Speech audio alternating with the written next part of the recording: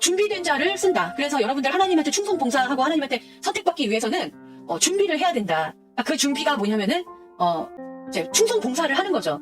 그래서 누구나 봤을 때 저 사람이 되게 믿음이 좋아. 저 사람은 정말 신실해. 막 이런 평을 받는 요 자리까지 가야지 하나님이 쓰신다라는 거예요. 과연 그럴까? 성경에 보면은 이제 하나님의 선택을, 특히 이스라엘 사람들은 자기네들이 하나님한테 선택을 받았다고 하잖아요. 선택을 받아서 자기네들은 선민이라는 거예요. 먼저 선택을 받은 민족이다. 그래서 하나님께서 우리부터 선택을 했기 때문에 우리는 특별하다. 이런 특별의식, 선민의식 사상이 굉장히 강하죠. 그래서 성경에 보면 성경에 수많은 인물들이 나오는데 그 인물들이 다 하나님한테 선택받았다고 생각을 해요. 선택받으려면 이제 이유가 있다. 이런 생각을 하는 거죠. 여러분들은 어떻게 생각하세요? 만약에 여러분들이 신이야. 그러면 신이라면 잘 갖춰져 있는 사람을 선택을 할까요? 아니면 잘 갖춰지지 않은 사람을 선택을 할까요? 아니면 그냥 아무나 그냥 선택을 할까요? 신이라고 하는 거는 일단 기본 전제가 인간의 한계를 뛰어넘어 인간이 예측할 수 없는 어떤 그런 단계에 들어가 있는 거잖아요. 하나님께서는, 그러니까 신은 신의 일을 시키는 자를 뽑을 때요. 이게 이제 개념서부터가 벌써 잘못된 거죠. 신이 자신의 일을 하라고 사람을 뽑아서 쓰는 것 자체가 나는 윗사람이야. 나는 지배계층이야. 그러니까 나는 하층민들을 뽑아서 내 일을 시킬 거야. 약간 이런 특별한 이런 관점이 들어가 있는 거죠, 거기에. 신이 내가 나의 일을 하기 위해서 누군가를 이렇게 뽑아서 쓴다는 것 자체가 되게 인간적 관점이죠. 성경에서 하나님의 큰 틀에 사용되어지는 사람들을 보면은 하나님이 이러한 속성을 가지고 있다. 하나님의 본질이 이러하다를 나타내기 위해서 사람들을 데려다가 쓰시는데, 사람들을 선택해서 쓰시는데 그 선택이 어떠한 준비가 되어 있고 어떤 자격이 있어서 쓰시는 것이 아니고 그냥 쓰시는 거예요. 그냥 환경과 상황에 맞으면 그냥 쓰시는 거죠. 랜덤으로 쓰는 것도 좀 그렇지만 예를 들면은 이스라엘 역사를 제가 잠깐만 좀 말씀드릴게요. 이스라엘이 출애굽을 해서 이제 광야를 떠돌다가 나중에 가나안을 들어가요. 가나안 땅에 들어가서 거기에서 이제 나라를 이루면서 살고 사는데 왕이 없는 거예요. 왕이 없고 선지자들이 계속, 이 선지자들은 제사장과 말하자면 지파, 이스라엘에 12지파가 있는데 그 12지파를 대표하는 사람들이었어요. 그 사람들을 위주로 엘리야라던가 막 사무엘이랑 이런 식으로 제사장 및 선지자 역할을 같이 하고 있는 사람 위주로 계속 이스라엘이 되고 있었었는데, 그 옆에 가나안에 보면은 이스라엘뿐만이 아니고 다른 족속들도 있었거든요. 그 족속들을 보면은 맞아. 사랑이님, 똑똑해. 사사시대, 이 사사, 선지자라던가 제사장이라던가 막 이런 사람들이 이제 왕을 대신해서 백성들을 이렇게 다스리고 있었던 이 사사시대. 그래서 되게 많아요. 막 이렇게 각 지파별로 사사가 또 있고 어떤 지파에서 나오고 막 이런 식으로 해서 좀 혼란한 시대.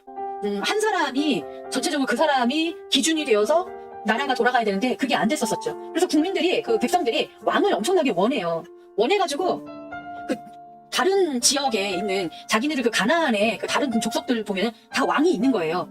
그 왕이 있는 조직 체계가, 나라 체제가 이제 이스라엘 백성들이 너무 부러웠던 거고, 또 딱 보니까 왕이 있어야 되는구나 이렇게 생각을 한 거죠. 그래서 왕을 원했었어요. 그래서 왕을 원하니까 이제 하나님이 그러면 그래, 니네들이 왕을 원하니까 왕을 뽑아라 이렇게 얘기를 한 거죠. 하나님은 인간들이 원하잖아요. 그러면은 제가 설명을 할 때 선악과라던가 자유의지라던가 이런 거를 설명을 드렸었을 때 하나님은 큰 틀을 만들어 놓으시고 나머지는 인간들이 선택하는 거에 맞춰서 선택한 결과의 열매를 계속해서 먹게 하는 것이 그게 하나님의 원리이기 때문에 사람들이 계속 왕을 원했을 때 그냥 원하니까 그냥 이건 하나님이 허락하고 말고가 없이 그냥 사람들이 원하면 그냥 뽑는 거예요. 그래서 왕을 뽑았는데 되게 잘생긴 사람을 뽑은 거야. 그런 키도 되게 크고 굉장히 인물도 좋고 덩치도 크고 다른 족속으로부터 자기네들 보호해줄 것만 같은 아주 엘리트 중에 엘리트를 뽑은 거예요. 그게 사울이라는 왕이었었거든요. 그 사울 왕을 뽑았는데 사울 왕이 처음에는 잘했었는데 나중에는 이제 문제를 많이 일으켰죠. 제가 지금은 자세하게 말씀을 안 드리고, 왜냐하면 여기에 기독교인이신 분도 계시지만 아니신 분들도 계시기 때문에 제가 이 역사에 대해서 성경에 나와 있는 거를 막 자세히 설명을 드릴 수가 없고 그냥 어떤 대략적인 것만 말씀을 드릴게요. 사울 왕이 있었을 때 그때 이제 블레셋이라는 나라에, 여러분들 다윗과 골리앗 이야기 아시죠? 그 골리앗이 사는 그 나라 이름이 블레셋이었었는데 그 블레셋이라는 나라에서 이제 이스라엘을 자꾸 침략을 하고 했었거든요. 그랬을 때 하나님께서는 이제 신의 입장에서 인간들을 딱 봤을 때 인간들이 뽑은 왕은 굉장히 훌륭한 사람이죠. 인간의 입장에서 봤을 때는. 사울은 굉장히 전쟁을 좋아하는 사람이었어요. 전쟁을 치르는 거를 아주 영화롭게 생각하고, 그때 당시 때는 또 그럴 수밖에 없었던 거죠. 그때 당시 때에는 네, 그때 당시 때는 땅 따먹기 하던 시절이니까 막 전쟁을 해가지고 계속 땅을 넓혀가야 되는 그런 시기였었죠. 그러니까 열심히 전쟁을 열심히 하고 땅을 넓혀가고 할 사람을 나라의 그러니까 국민들을 뽑은 거예요. 뽑았는데 하나님은 그렇게 전쟁을 통해서 지경을 넓혀 나가는 것을 원치 않아요. 왜 그러냐면 전쟁을 하면 반드시 피해자가 생기고 이렇게 승리를 해서 막 갈취를 하고, 왜 우리가 어느 나라를 이렇게 딱 전쟁을 해서 자기가 정복을 하면은 거기에 있는 부녀자들이라든가 재산이라든가 그쪽에 있는 물건들 다 갈취를 하잖아요. 이거는 굉장히 악한 방법이기 때문에 하나님, 정의로운 하나님, 진리의 영이신 그 하나님의 방법하고는 너무 달라요. 그러다 보니까 하나님은 이 전쟁을 일으켜서 땅을 넓혀 나가고 사람을 해치는 것을 굉장히 좋아하지 않으셨어요. 그런데 사울 왕은 그걸 굉장히 즐기는 사람이었거든요. 국민들은 되게 좋아했죠. 사울 왕이 그렇게 하니까 자기네 땅이 넓어질 거 아니에요. 재산도 많아지고. 하지만 하나님은 그런 것을 원하시는 분이 아니었는데, 그래서 결국은 이제 하나님이 준비한 사람이 있었어요. 하나님의 픽을 받았던 사람이 바로 다윗이라는 사람이었는데, 다윗 왕은 성장 과정 중에서 그 아버지가, 다윗은 가장 약하고 여리고 가장 작은 아들이었고 가장 막내 아들이었는데 아들로 취급을 안 하는 거예요. 왜냐하면 창피하니까. 쟤는 아들 같지가 않거든요. 막 연약하고 심성도 막 여자 같고 막 이러니까. 또 옛날에는 왜 그렇게 전쟁을 하고 해야 되기 때문에 남성상이 어땠냐면은 막 다비드 같은 사람 있잖아요. 줄리안 같은 그런 막 예쁘게 생긴 그런, 요즘의 남자들은 아마 그때 당시 때 요즘 아이돌이나 이런 애들 보면 되게 예쁘잖아요. 그런 애들은 남자 취급을 못 받았던 거예요. 다윗은 약간 그런 쪽이었거든요. 곱상하고 예쁘고. 그런데 그때 당시 때는 그런 남자는 남자로 취급을 안 했었어요. 전쟁을 해야 되고 가정을 돌봐야 되고 적의 침입으로부터 우리를 방어해야 되고 하는 이런 그 힘센 사람들, 정말 남성 호르몬이 아주 그냥 뿜뿜 그렇죠. 완전히 근육맨 GT 바이스님 같은 사람, 막 박스그라를 우리 하나씩 먹는데 하나씩이 아니고 막 거의 한 통씩 먹는 그러한 스펙의 남자들이 그때 당시 때는 미남으로 이제 잘난 사람 이렇게 취급을 받던 그런 시절이었죠. 근데 다윗은 그런 사람하고는 너무 거리가 머니까 이렇게 옆으로 치워놨었어요. 아들도 아니라고. 그런데 이제 사무엘이 찾아갔는데, 사무엘 선지자가 찾아가서 여기에 있는 아들들을 좀 데리고 와라 하니까 이제 사무엘도 본 거예요.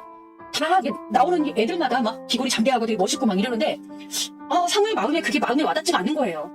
그런데 이제 나중에 또 다른 자는 없느냐 그랬더니 그 아버지가 하는 말이, 다윗의 아버지가 아니 하나 있는데 걔는 우리 집에서 남자로 치지도 않고 걔는 그냥 안 보는 게 좋아요 막 이렇게 얘기한 거예요. 그러니까 사무엘이 그럼 와서 한번 보자. 그래가지고 이제 딱 봤는데 이제 필이 꽂힌 거야 다윗한테. 하나님의 이런 영감이 걔다 막 이렇게. 왜냐하면은 가장 연약한 자였거든요. 그러니까 가장 연약하고 제가 왕이 될 상이라고 막 이러면서 도저히 믿겨지지 않는 그러한 사람이었는데, 어쨌든 간에 사무엘이 이제 다윗한테 기름을 부어요. 그리고 나서 다윗은 고난이 시작됐죠. 왜냐하면은 이제 왕이 될 사람이라고 하니까 이제 그래 그럼 네가 왕이 되는데 되게 약해. 그럼 어떻게 체력도 키워야 되고 전쟁도 나가야 되고 막 이러니까 이제 강하게 훈련을 했었었는데, 하나님은 이제 그런 걸 원하지 않았던 거죠. 그러니까 하나님은 다윗을 왜 세웠냐면은 나의 방법은 너희들과 다르다. 그리고 다윗처럼 이렇게 연약한 자를 세워서 나의 영광을, 내가 어떠한 속성을 가지고 있는지를 드러나게 하겠다. 이런 계획이 있으셨던 거예요. 그것처럼 하나님이 선택하는 자는요, 우리 인간의 관점하고 굉장히 많이 달라요. 그래서 이스라엘이 가지고 있는 자기네가 되게 뛰어난 민족이고 자기네들이 하나님한테 선택받을 만한 민족이기 때문에 선택받은 것이 아니고, 이스라엘은 가장 얍실한 민족이고 가장 비열한 민족이에요. 이렇듯 신은 어떠한 자를 쓸 때 준비되어 있거나 완벽한 자를 쓰는 것이 아니고 그냥 그 신의 성향, 신의 본질적인 것을 가장 잘 드러낼 수 있는 사람을 사용을 하시는데, 그러면 다윗은 어떠한 사람이었냐면은 막 전쟁을 막 즐기는 그런 사람은 아니었었어요. 왜냐하면 다윗은 성장에서부터 누구와 싸우고 하는 것보다 이렇게 평화롭게 평화를 유지하면서 가는 방법적으로 항상 선택을 했었죠. 왜냐? 자기가 약하니까 싸우면 지잖아요. 그러니까는 싸우는 것이 아니고, 다윗이 이렇게 막 성경에 보면은 악기도 다루고 되게 말도 예쁘게 하고 하는 그런 스타일이었기 때문에 아마 다윗은 자기의 가지고 있는 걸 가지고 사람들하고의 관계를 맺었을 거예요. 그러한 성향이었기 때문에 전쟁을 하는 그런 쪽으로 가지 않았었는데, 결국은 다윗 왕 때 이스라엘이 가장 부강한 나라가 되었거든요. 그러니까 성경에 이러한 내용들이 굉장히 길게 열거가 되어 있는데 제가 좀 간략하게 말씀을 드렸거든요. 그것처럼 하나님은 어떠한 사람들의 특별한 자격을 보고 선택하는 것이 아니다. 그거를 좀 아셨으면 좋겠어요. 그래서 여러분들이 우리가 살아가면서 가끔씩 그런 얘기를 해요. 어휴, 나 같은 놈이 일이 너무 안 되니까 그런 말 하겠죠. 너무 안 돼. 그러면 어휴, 나는 선택받지 못해가지고 이런 일도 안 하고 저런 일도 못하고 난 재수없는 놈이야, 이렇게 생각하면서 포기를 해버린다고요. 그러지 않아요.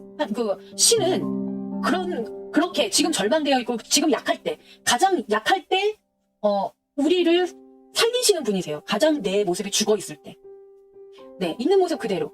지금 나의 있는 모습 그대로 하나님께서는 그 모습을 가지고 나의 성향을 가지고 내가 선택하고 하는 모든 것에 박수를 보내실 분이지 너 왜 이렇게 약하냐 좀 강하게 좀 커라 막 이렇게 질책하시는 분이 아니라는 거예요. 저는 가끔씩 그러거든요. 막 여러분들 그러시죠. 배달 음식 막 이렇게 쳐다봐 그럼 야 이거 시켰는데 뭐 몇만 원이야 너무 아깝고 막 배달비 1,000원이라도 싼 거 찾느라고 막 그러잖아요. 그러면서 우리는 살아가는데 그 사람들은 그런 걱정 없을 거 아니에요. 그냥 배달 음식 보면 그냥 먹고 싶은 거 먹지 먹고 싶은데 돈을 따지는 그렇진 않잖아요.